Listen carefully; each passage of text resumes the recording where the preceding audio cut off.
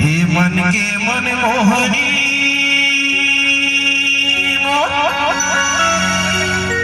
दिल के जोगनियो छुमोगदान के हाय छुमोगदान के दुर्गाया पलट के वो मायाला डाल के मायाला डाल के दुर्गाया पलट के वो मायाला डाल के मायाला डाल के मन के मन मोहनी मोर के जोगनी हो डाल के मन के मन मोहनी मोर दिल के जोगनी हो डाल के हाय रे चमक डाल के दुर्गाया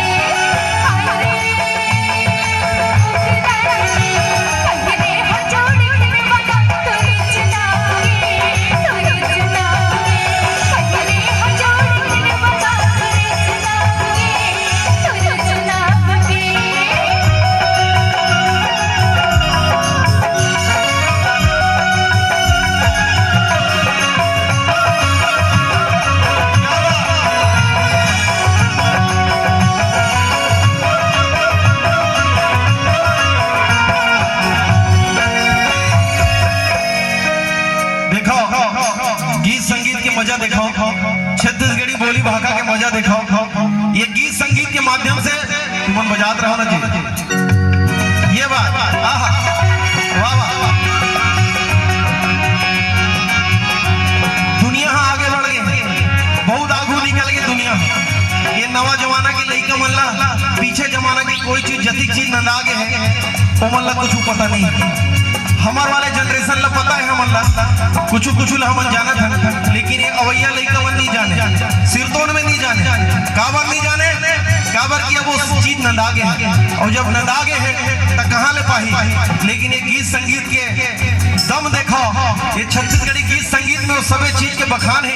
ये गीत लग कभी भी पुराना सुनी कोई लड़का तब पूछी कि बाबा माँ पापा डैडी ये टेढ़ा का होते की हमन टेढ़ा देखे रहे, ये कैलाश पटेल के घर में रही से। अब टेढ़ा है का जी, कैलाश पटेल जी रामाधार गुप्ता जी के घर के बगल में टेढ़ा रही सी, और टेढ़ा है नंदागे काठर बाँचे का गांव में टेढ़ा जी। अब ट्यूबवेल के जमाना आ गया है, लेकिन गीत संगीत में टेढ़ा के जिक्र है। कैसे कहा दे शेख हुसैन भैया टेढ़ा ला कहा दिखाओ।